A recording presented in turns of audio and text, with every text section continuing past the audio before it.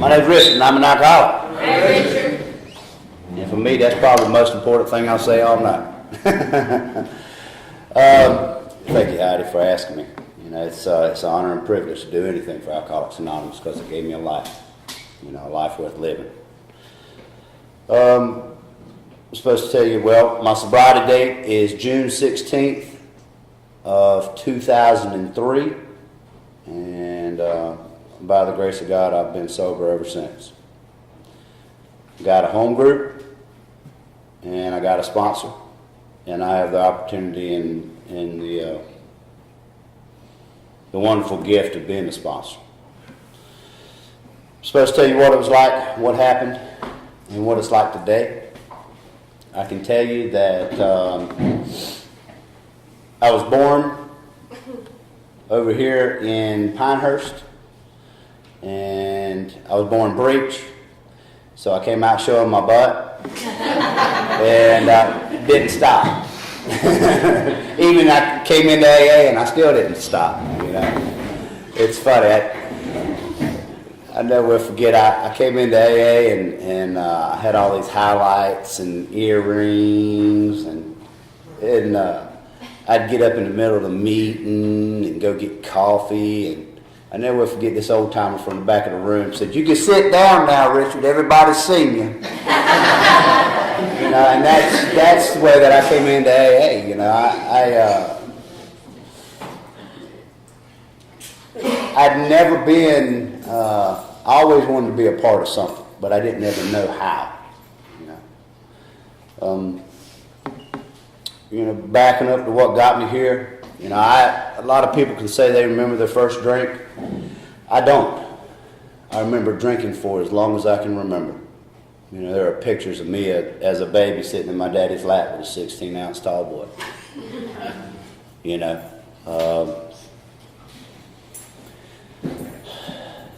I grew up in Pinebluff, so I've lived here, got sober here. And I think that's important. But growing up, we had a pretty, it was normal to me. You know, my house was the party house. My dad would stay up. I'd go to sleep listening to Bob Dylan coming out of two big 15-inch JBLs, you know. And him and his buddy in there playing music, and you know, me going to sleep. You know, it's amazing, having gotten into recovery, what it's done. What it's done is it's revealed to me a lot of those principles in my life that I didn't get, or that were, you might say, in error. You know, one of my first memories is, you know, laying in bed and hearing my dad cuss in another room. And he said those stupid little SOBs, right? And I knew he was talking about me. He never said it right to me, but I heard him say it. And I remember crying myself to sleep that night. And my mom came in and she went to tuck me in and she said, "Why are you crying?" I said, "It doesn't matter anyway, I'm just a stupid little SOB." You know, so I know that I have to be, you know, and I've got a 4-year-old child, and that really holds, you know, I really think about that, the words that I use, because my dad was my hero, and for him to say that, then it had to be true. Fast forward, you know, another one of my first memories is, you know, walking down through a hospital. I didn't know it was a hospital. I just remember walking and following these little painted lines on the ceiling and going, "This is pretty cool." And they're pushing my dad in a wheelchair. And I don't know where we're going. I just thought it was cool. We were like on this quest following this little magic line in the ceiling. And we get to the end and they're checking my dad in. And I come to realize it's detox. And my mom looks at me, and my mom's this little short lady, and I don't know how old I was, but I remember looking at me and her going, "You can't drink, because if you do, this is what's going to happen to you." You know, it's just like what our big book talks about, that ominous warning that I failed to heed. You know, my mom knew that it was in the works. It was just a matter of time. You know, another memory was watching my mom and a friend of our family carry my dad in from a car, and he couldn't walk, and he was so drunk, and his head hit every one of the steps on the way in. Boom, boom, boom, boom, as they were carrying him in. It's funny now, but the reality of it was they went and put him on the couch, and they said, my job was to sit there and make sure my dad didn't choke in his own vomit. And for a young child to have that responsibility, you know, the fear of your father dying right in front of you, you know, I don't think that's the responsibility of a child. And I can't say that's why I drank. I don't know why I drank. I tell you why I drank. I drank because I like the effects produced by alcohol.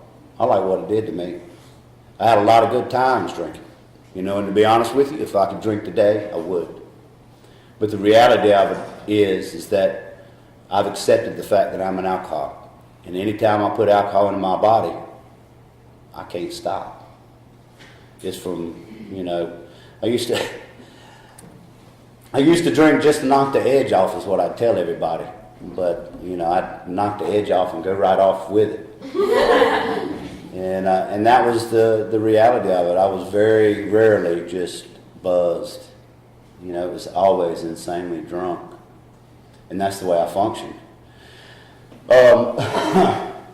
Just to speed through this thing, got suspended in the 7th grade for being drunk. Everybody else was eyeballing the girls, and this guy said, I'll give you 2 fists of liquor if you let me try to go out with this girl that liked me. And I said, sure. You know, and sure enough, he tried, and he paid up. And by lunchtime, I was so drunk that I had to be taken out of the school. My dad had to come get me. And that's the first time I can remember crying, going, I'm never going to do this again. I'm so sorry. I'm so sorry. And that was the first of many times I was crying, going, I'm sorry, I'll never do this again. You know, fast forward, I got into high school. I ended up marrying my high school sweetheart. And, you know, that was a match made in heaven. She was older than I was. She worked 2 jobs and had a license. So, you know, hey, you know, she bought me cigarettes and everything. Now, I could already buy alcohol. I can grow a beard in about a week. So even back then, you know, I remember riding my bicycle down to the convenience store, paying the cashier, and he'd let me go in the cooler and drink. So I can, you know, but that was my lifestyle. You know, I'd save my lunch money all week long and bum and lie. Say, you know, these guys are going to beat me up if I don't come up with some money. And it was just so I could buy a 5th of liquor. And then I would get a 5th of liquor, and I would just see how drunk I could get before I puked. You know, and that was a week after week after week after week thing. You know, get out of high school, and you know, I think I got it going on. You know, I start doing electrical work, and I like doing that. That was fun. Every once in a while, you get shocked, and you get that little rush, and okay. You know, I'm strange. You know, I remember my sponsor asked me, "Do you think you're mentally ill?" And I went, "Huh?" You know, and I think back to that kind of stuff. Yeah. You know, but to be honest, I qualify for about any 12-step program you got, because if it changes the way that I feel, then I'm down for it. And you know, I was a huffer, made myself pass out, the whole deal, you know, and anything to change the way that I thought and the way that I felt. I always felt, you know, I always screamed for attention. You know, even when I came in the rooms of Alcoholics Anonymous, like I shared, I screamed for attention. I didn't know how to be a man among men, or what have you.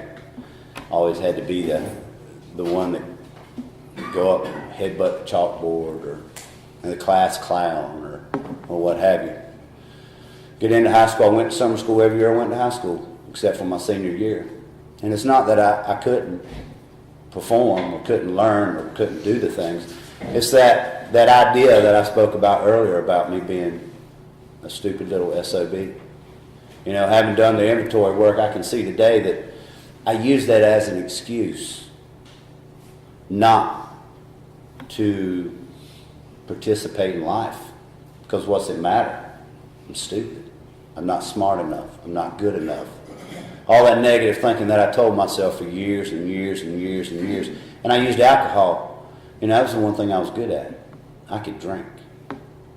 And there weren't too many people that would drink as much as I could drink and stay up as long as I could stay up. You know, my body would go on autopilot, and that was the game. Is I'd ask, what happened last night? And then they get to fill in the blank spots. And it was like, oh, okay, that's cool. You did what? Oh, yeah. Okay. Needless to say, that marriage to that high school sweetheart didn't last. What happened was she started working 2 or 3 jobs. And my house was that house that had the lawnmower out front with the grass growing up around it. Yeah, that was my house. Yeah. It was a drunk yard. And I remember I went to kill dandelions one time. And I was out in the front yard squirting these dandelions with this poison. I came out like 2 days later and my whole front yard is dead. I didn't have to mow the grass anymore. But, you know, it's just crazy stuff like that. I got these things I call my series of unfortunate events. And that wife of mine, my first wife, she said, Richard, you need to get some help. I never will forget, I asked her one time, I said, so why do you work so much? She said, because I don't want to be around you. And it's like, you know. But anyway, I look back on that after talking to some old timers. You know, she was an angel sent by the God of my understanding to keep me alive, because she was my chauffeur. She was my nurse. I used to take stuff, write down what was on the pill, and say, if something happens, this is what I took. Because I didn't care. You know, this drinking deal, it just got worse. That electrical job that I had, my boss man came in and said, Richard, you're a good worker after about 12 o'clock. And that, you know, that's when I would get clear enough and the shakes would start. I went to work for, I got a government job. And I'm driving around in a government truck. And by this time, the wife has left. My dad gets cancer. And that's just another excuse to drink. And, you know, I always had this motto that if I worked hard, then I could play hard and I could justify about anything I wanted to do. You know, because I'm not hurting anybody but me. And that's a lie. Because I like to drive, too. You know, I was one of those that would get drunk and say, let's go for a ride. And I would never go out on a paved road. It was always on a dirt road. And I never will forget. This is when God started winking at me going, you know what, you might have a problem.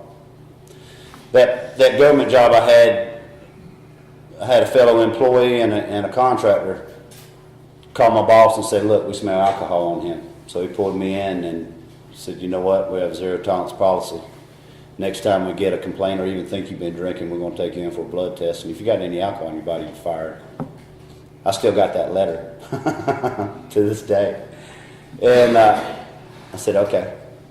Well, in about the next 2 weeks, that was my first little aha moment. Next thing that happened was, I don't see how people can chronologically put these things in place. My entire life is in and out of blackouts. I don't remember a whole lot of things.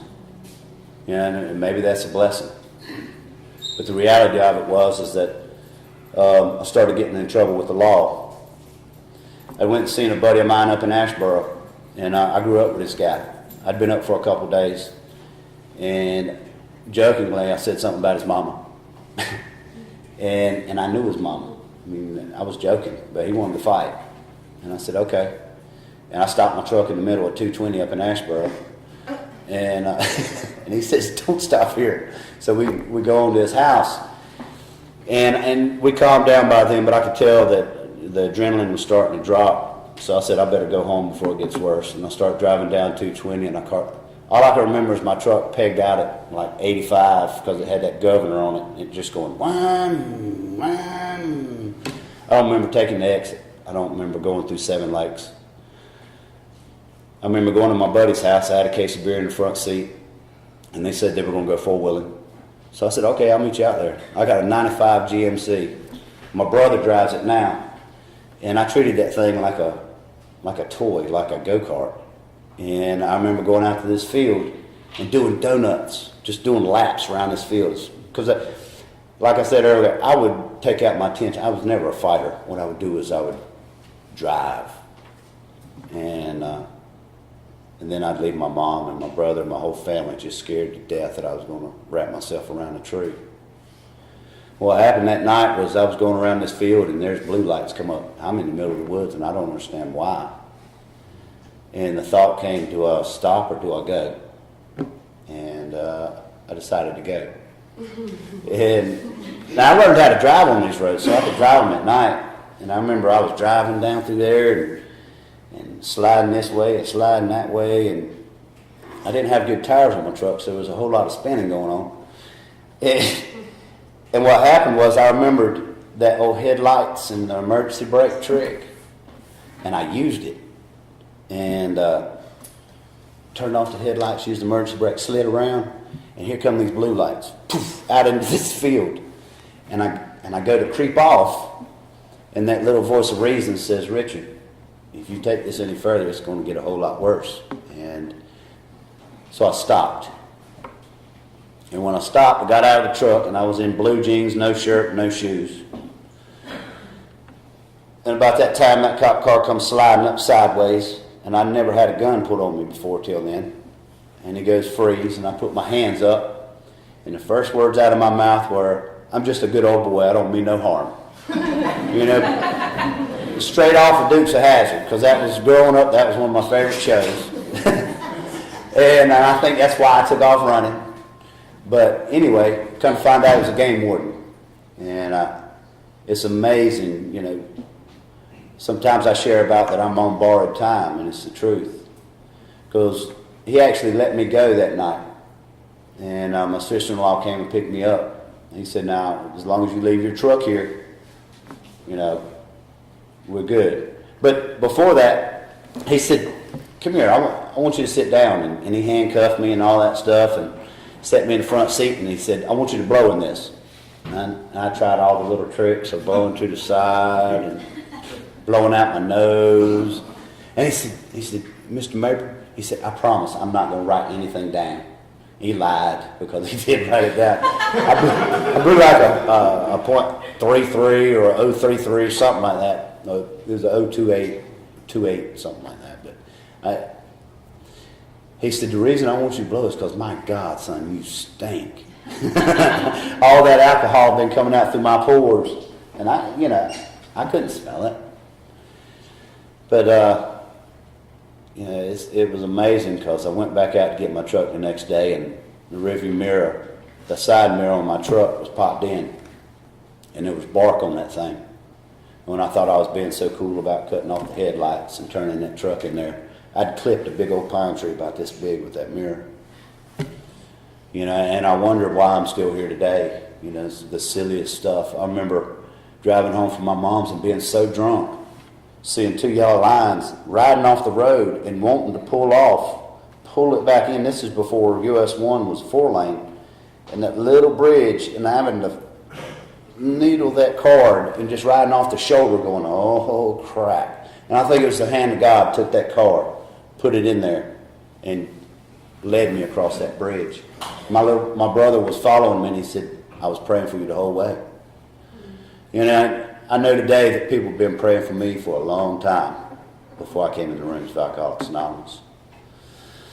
And that was just the first little inkling. The next thing happened was I actually went to jail. And that was, I went to go watch a state game. And things are just continuing to get worse. You know, God's giving me these little nudges of, come on, man, you know, you might want to do something. What happened was I went up to the bars up here in Southern Pines, and I was going to watch this basketball game. And it wasn't on. And I never went to a bar without getting drunk first because I couldn't afford to drink in there. But I'd always order doubles and chase it with water. I mean, that's the only drink I would order. And it was either tequila or wild turkey. And I went into a blackout, and then I remember I tried to lay my head down, and bartenders don't like that. So I tried standing up, and my truck's sitting out there in the parking lot. I could have went out there and went to sleep, but no, I wanted to be in there with everybody else. So I leaned up against the wall, and eventually they told me I had to leave because the wall I kept trying to lean up against was the door to the kitchen. So I fall into the kitchen. And so then I figured I'm going to go to a buddy of mine's house and score a little something so I can drink some more. And I go over there and I don't. And I fall over in his bathroom. I was falling that night. Broke his girlfriend's glasses, and next thing you know, we're out in the front yard fighting. And I told him I'd pay for his girlfriend's glasses, but he just wasn't having it. Well, by the time the cops got there, me and him were out in the front yard fighting. And I went to school. Like I said, I grew up around here, and I knew the cops. They were going, Richard, calm down, calm down. And what they said in court was he wasn't actually resisting arrest. He was eluding arrest. But I just wouldn't let him catch me. I'd sit there and talk to him and dodge around, but I wouldn't let him put my hands on me. And eventually they talked me into coming in closer, so they got hold of me and said, just come here, sit in the front seat. They put me in the front seat, and I always had this thing about headbutting. I'd headbutt anything. Cinder block wall, it didn't matter. I mean, like I said, I ain't too bright. But I kept trying to bust out that window in that police car with my head. And they opened it up and said, Richard, if you do that one more time, we're going to hog tie you. And I didn't believe them. And I hit it one more time. They snatched me out, pepper sprayed me, hog tied me, put my ankles to my wrist, threw me on my belly in the back seat of this police car. And I was whooped. I remember waking up, I'd blacked out. Either that or they knocked me out. But I remember coming to, and I'm in the front seat of this police car, and I look over at him, and it's dark. And I go, where are we going? He said, we're going to Carthage. I went, oh, no. See, I'd never been to jail before. I'd never been arrested, you know. And I said, okay. Well, they get me in there, and it's about 11:45 on a Saturday night, and it's the magistrate. And I'd heard this urban legend about how you can sign your own bail if you own property in the county in which you are arrested. And I pulled that on him, and I said, well, can't I sign my own bail? He said, no, I think we're going to keep you for a couple of days. We heard about you. I said, oh, goodness. So just for kicks and giggles and stuff, I remember seeing a little sticker that said bulletproof down at the bottom of this bulletproof glass, this mattress. And this Dr. Jekyll and Mr. Hyde that I'd always be. You know, I'd be laughing with you one minute, and the next minute I'm holding a hawk bill to your back, threatening to fold you over. And I never knew and understood that, but it was so easy to transition from to, okay, I'm going to get you. What happened is I took them handcuffs and hit that glass in front of that magistrate. And all he did was sort of jump back a little bit and smile. And I actually cracked that glass. And that's some expensive glass if you got to replace that stuff. But what happened was I turn around and there's these deputy sheriffs that had to be this tall. I turned around and saw nothing but chest. And I said, what are y'all doing in here? And they said, you. And I said, oh, whoa, whoa, whoa, you know.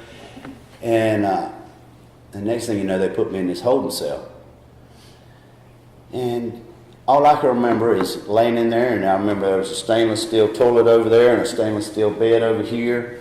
And I laid down on that thing. I remember looking up at some fluorescent lights and thinking to myself, you know what, Richard?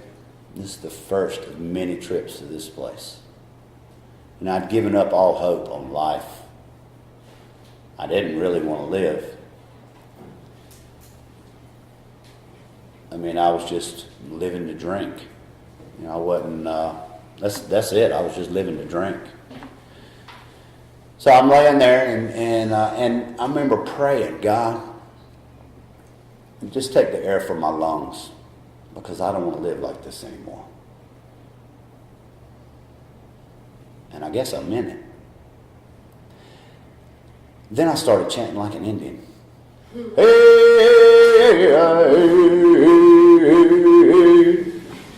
And I remember the acoustics in that place were awesome. It was like cinder block walls, and it was just reverbing back, and I could feel it in my gut, so I really got into it. I was belling it out. And I remember this bailiff. She came over and said, honey, are you okay? I said, yeah. She said, well, what are you doing? I said, I'm talking to my ancestral brothers. Now, where it comes from, I don't know. But she said, okay, and kept walking. And I went right back into chanting.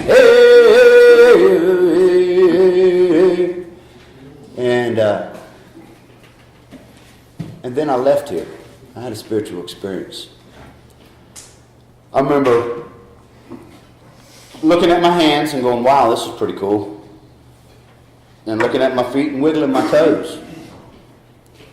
And looking around and seeing nothing but stars. It'd be like going out on a clear night and staring up into infinity. And that's all I could see. I remember looking around going, this is pretty cool. I'd taken a lot of drugs and never gotten any of this. But, this is pretty cool. And I remember looking like this, and I had this feeling that somebody was watching me or something. Like, you ever get that feeling like you just got to look around and see who's looking? And I remember turning around and seeing nothing but stars and infinity, darkness. And I turned around. And when I turned around, this audible voice in my ear said, everything's going to be okay. I'm 27 years old. And for the first time in my entire life, I said, I believed it. And I knew that it was going to be true. You know, that voice that said everything's going to be all right. And this peace and calm, and it gives me goosebumps every time I share that. But a wave of what I know today to be serenity and peace washed over me from head to toe. And I felt okay for the first time. Well, I woke up, and they put me down in general population, and I recognized the guy I went to school with, and I said, what are all these papers, man? But before I said anything, the first words out of my mouth was, I don't know what happened to me last night, but my life's going to be different. And he said, okay. And then he looked at my papers and said, oh, he got you. He got me for 2 different days because he turned 12 to 1. So he gave me tickets for the first day, and after I broke the glass, he gave me some more tickets. So I had 2 court appearances and a whole lot of money. You know, fast forward, I'm in jail, and I want to go to treatment. I'd like to say I want to go to treatment because I want to get sober. I want to go to treatment because I want to keep my job. I think it'll look good. So I go back to work, and I say, look, man, because I want to approach them before they read it in the paper. I said, look, I got sober through the Employees Assistance Program. My employer set me up and got me involved, got me into, it used to be Davidson Alcoholic Care, which is now Path of Hope. And I got in there, and I worked the first 5 steps. And it's all a blur. You know, but I remember writing out, they say you got to do this 4th and 5th step. And see, the thing was, I knew I was an alcoholic. There's no question. You know, I used to say I'm a functioning alcoholic because I pay my bills. I didn't pay my bills. I just gave my wife my check, and she paid the bills. Responsibility was not my deal. And, you know, looking back on it, 2nd step, it wasn't that big a deal either because I'd had that spiritual experience. Today I can honestly say that I was in the presence of God, the God of my understanding. So the second step wasn't an issue. Third step, okay, well, what's this turning my will and my life over, right?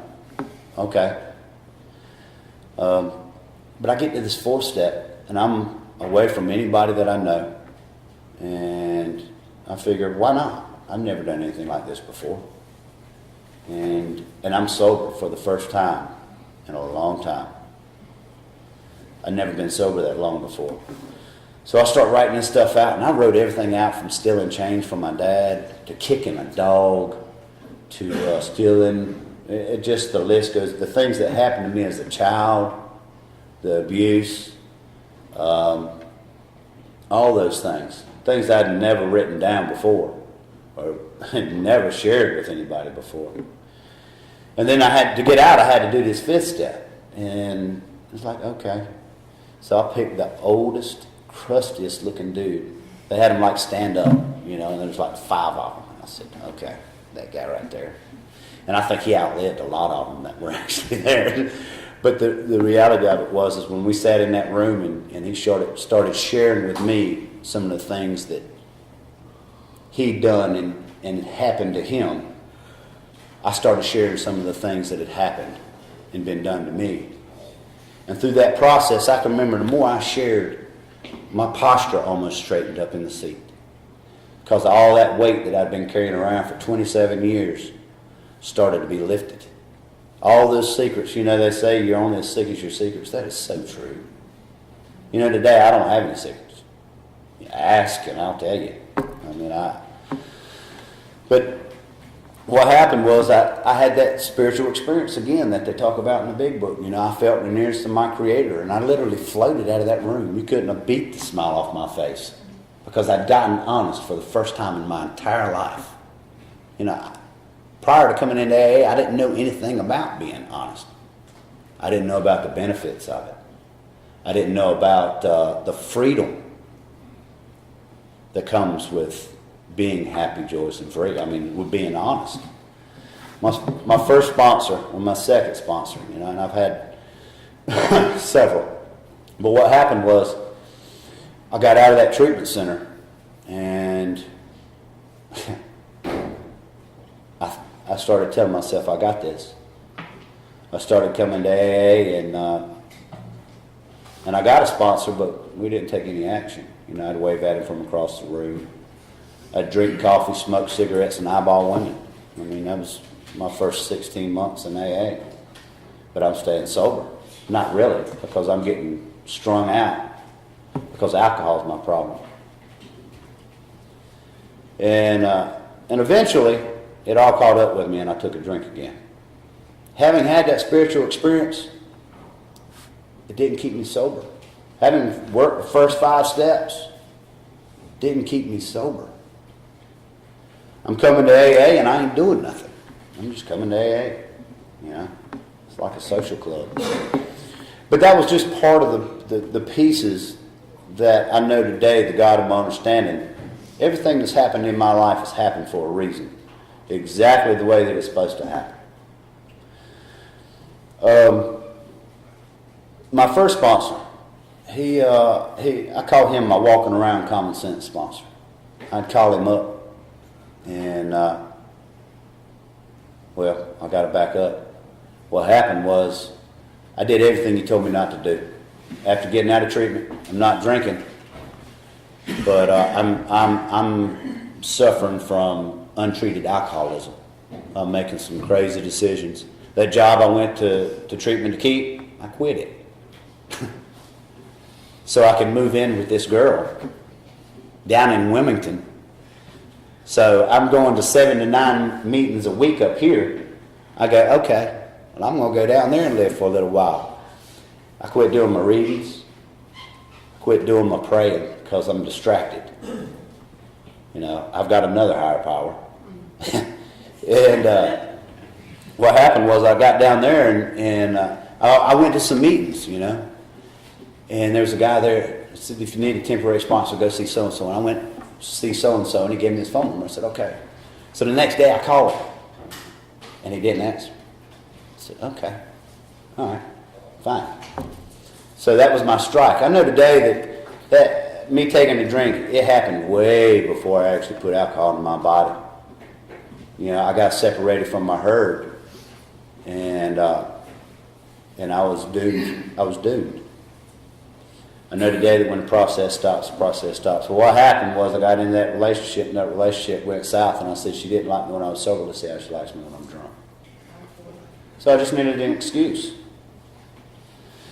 And God was still trying to say, whoa, boy, I don't want you to do this. Because me buying a 12-pack of beer took about 10 minutes. I hadn't drank in 16 months, and I'm just giddy as the dickens because I'm fixing to get drunk. Not just a little. I know the way Richard drinks. And I'm going to drink Bud Light because I got to watch my figure. Bud Light ain't even real beer, you know. When I quit drinking, I was drinking Bush. Warm Bush. There's a joke about that. But what happened was the lady behind the counter wouldn't take my ID. I had two forms. I had a motorcycle ID and a regular ID, but they were both so scratched up from busting stuff up, she wouldn't take them. And my cousin, he vouched for me. He said, yeah, man, he's good, he's good. So she actually did it. Then she overcharged me, so I had to sit there and wait for a refund. At no time did I say, God, please remove this thought of insanity, or I need to call my sponsor, or, you know, this probably ain't a wise thing to do. None of that. I get back to the house.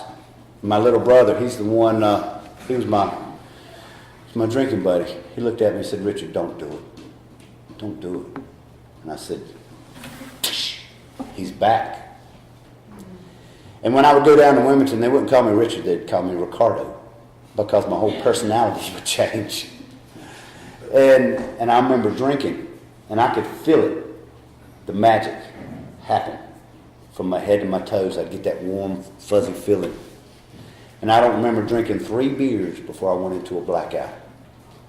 And I stayed there for days, in and out of a blackout, in and out of a blackout. So I know that my disease is progressive. It gets worse, never better. I had a moment of clarity sitting on my aunt's porch. And my aunt was she was my drinking mentor. She was the aunt that would buy me a 6-pack of tall boys and leave them outside so I could drink them. My goal when I would go down there in Wilmington was to drink like her. If I could stay up as late as she done and drink as much as I could, then I've had a good time. What happened was I was sitting on a porch with a coffee in one hand and a Budweiser in the other at like 6:30, 7 o'clock in the morning. And the same thought, please God, not again. Please God, not again. And I knew that day I had to I had to do something. So what happened was I went and pawned the PlayStation at a mall. And what happened, it took so long for them to process it. I had a case of beer sitting in my truck, and every time I would go in to check to see if it was processed, I'd run back out to my truck and slam a beer. And I drank hot beer. I didn't like it cold because I could drink it fast or warm. That and nobody would ask you for it. It's just selfish. What happened was I'd get right to that door and go, no, you ain't there yet. And I'd have to run back to that truck, slam another hot beer, leave, say, okay, no, not quite yet. And I'd get back. What happened was I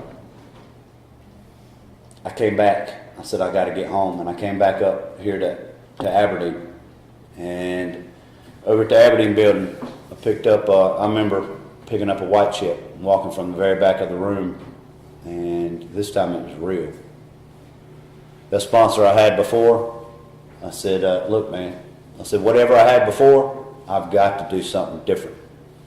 And he said, okay. So what he did is, and you know, to each their own. I don't think he had that much understanding or had worked the steps, the actual steps. So what he did is he got me in touch with a man that had working knowledge of those steps. And he eventually became my sponsor, Big Book George. And I love that man. Because he told me one time he couldn't be my sponsor because I went to a treatment center and I did drugs. But the way God works this thing is he ended up being my sponsor. He ended up taking me and my sponsor through those steps over there in the kitchen, the water building. And we got into that book, and when it asked us to do something, we just did it. You know.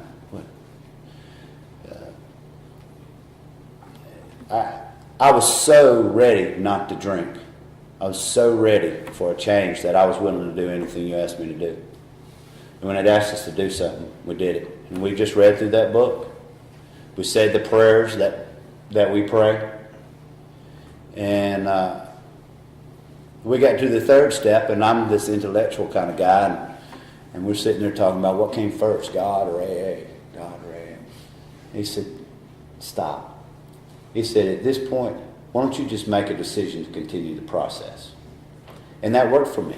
And that was my first approach to the third step.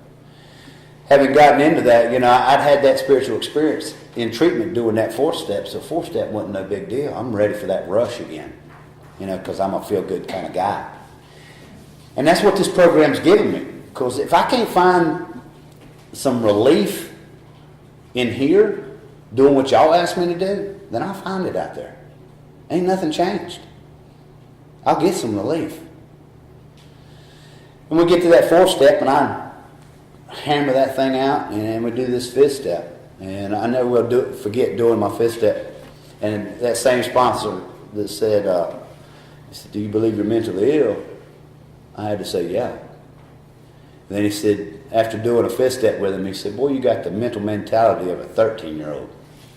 You know, the maturity level of a 13-year-old. Because I'd stayed drunk my entire life. I didn't know how to live, didn't know how to act, react, you know. So this whole living thing is new to me. And everything that's good in my life today I got from the rooms of Alcoholics Anonymous. You know, I was always this wallflower, so consumed with self that I couldn't even introduce myself to you. I was so driven by fear that, oh my God, what are you thinking of me? When today, you know, what happened was those meetings before the meeting and those meetings after the meeting. It's what helped break down those walls of the fear. And by working the steps. You know, and then we get to 6 and 7 and, you know, it's like, okay, I'm willing to live a different way and I'm willing to have, you know, I'm not in agreement with those old behaviors. And I'm ready to live and do things different. And in 7, you know, I asked God, okay, I need your help with this, both good and bad. You know, I offer myself to thee to do with me as I will. You know, and that made a big difference for me because even today I still have those defects of character that I have to pray for the willingness to have God remove. Ain't much changed. The only difference is I don't act out as much on those behaviors. They're not as frequent. 10, 11, and 12, I love those. Those are my walking around. The 10th step inventory, that's my walking around step. You know, if I wrong you or say something, then I can fix it immediately. A man shared one time, clear conscience makes for a soft pillow, and I believe that today. Because I can remember laying in bed staring at the ceiling wondering about all those things. Man, I wish I woulda, shoulda, coulda. And today I don't have to live like that because I have something I can clean it up right away. Prior to coming into AA, I had no tools. So I had to live with that or stuff it or drink at it. 11 and 12, you know, that 11th step inventory at night, you know, that is my go-to. When I start getting squirrely, I can start doing that 11th step at night. And it gets my thinking right. Because hopefully I've cleaned up the wreckage during the day. And I can catch that my thinking at night with that 11th step. And then halfway through that thing, it says, what could I do better? Because that's where I really want to go. I know I'm screwed up. So when it asks me what I could do better, it gives me an idea of what to shoot for the next day. And see, I had no idea of that kind of stuff. I had no design for living. And the opportunity to share this message and share this program with another sick and suffering alcoholic, you know, that 12th step, it is an awesome, awesome deal. Because I get to see miracles right before my very eyes. And they happen on a daily basis. And it started with me just showing up. And it took what it took, me making the mistakes. And that's what this program's allowed me to do, is make mistakes and stay sober. When I used to have to drink over those things. To clean up the wreckage of the past. And what the biggest thing that's happened is I've been introduced to the God of my understanding. Prayer makes a difference. There's power in prayer. I pray on a daily basis that God keep me sober. And to this date, it works. So I don't try to change it up too much. I do the same thing today that I did when I first got sober. And I try to carry that message with another alcoholic. It's awesome to sit down. And anytime I take a guy through the book, I go through the book too. So that sponsor stuff, that's a two-way street. We're in this thing together. And that's what I love about it, because I was always separated by myself. I'm out of time, and I love Alcoholics Anonymous. I love alcoholics. Alcoholic is alcoholic. And, men with the men and women with the women. But I love talking recovery. I love talking about God. I love talking about life. And, when I first got sober, there was this big burly biker dude, and he was scary, especially to me. That was the wallflower that was so driven by fear, But he told this horrific story about his life and how AA had saved him. And he shared about, if no one's told you they love you today, I do. And that rings true. So if nobody's told you they love you today, I do. Thank you for letting me share.